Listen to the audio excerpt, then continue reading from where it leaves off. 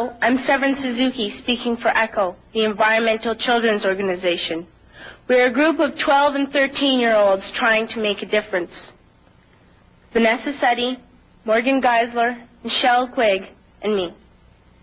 We've raised all the money to come here ourselves, to come 5,000 miles to tell you adults you must change your ways. Coming up here today, I have no hidden agenda. I am fighting for my future. Losing my future is not like losing an election or a few points on the stock market. I am here to speak for all generations to come. I am here to speak on behalf of the starving children around the world whose cries go unheard. I am here to speak for the countless animals dying across this planet because they have nowhere left to go. I am afraid to go out in the sun now because of the holes in our ozone.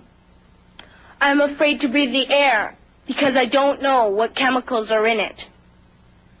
I used to go fishing in Vancouver, my home, with my dad, until just a few years ago we found the fish full of cancers. And now we hear of animals and plants going extinct, every day vanishing forever. In my life, I have dreamt of seeing the great herds of wild animals, jungles and rainforests full of birds and butterflies. But now I wonder if they will even exist for my children to see. Did you have to worry of these things when you were my age? All this is happening before our eyes, and yet we act as if we have all the time we want and all the solutions. I'm only a child, and I don't have all the solutions. But I want you to realize, neither do you. You don't know how to fix the holes in our ozone layer. You don't know how to bring the salmon back up in a dead stream. You don't know how to bring back an animal now extinct. And you can't bring back the forest that once grew where there is now a desert. If you don't know how to fix it, please stop breaking it. Here, you may be delegates of your government, business people, organizers, reporters, or politicians, but really, your mothers and fathers, sisters and brothers, aunts and uncles, and all of you are someone's child. I'm only a child, yet I know we are all part of a family, 5 billion strong. In fact, 30 million species strong. And borders and governments will never change that. I'm only a child, yet I know we are all in this together and should act as one single world towards one single goal. In my anger, I am not blind, and in my fear, I am not afraid of telling the world how I feel.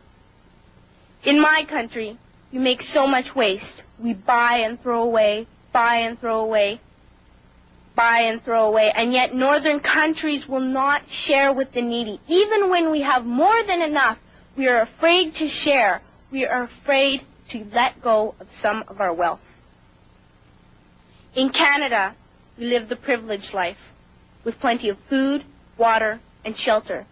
We have watches, bicycles, computers, and television sets.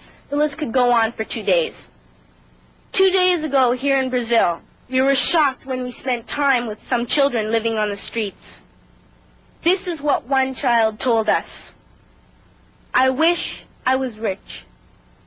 And if I were, I would give all the street children food, clothes, medicines, shelter, and love and affection. If a child on the streets who has nothing is willing to share, why are we who have everything still so greedy? I can't stop thinking that these are children my own age, that it makes a tremendous difference where you are born. That I could be one of those children living in the favelas of Rio. I could be a child starving in Somalia, or a victim of war in the Middle East, or a beggar in India. I am only a child, yet I know if all the money spent on war was spent on finding environmental answers, ending poverty, and finding treaties, what a wonderful place this earth would be. At school, even in kindergarten, you teach us how to behave in the world. You teach us not to fight with others, to work things out, to respect others, to clean up our mess, not to hurt other creatures, to share, not be greedy. Then why do you go out and do the things you tell us not to do? Do not forget why you are attending these conferences, who you're doing this for. We are your own children. You are deciding what kind of a world we are growing up in. Parents should be able to comfort their children by saying, everything's going to be all right. It's not the end of the world, and we're doing the best we can. But I don't think you can say that to us anymore. Are we even on your list of priorities? My dad always says, you are what you do, not what you say. Well, what you do makes me cry at night.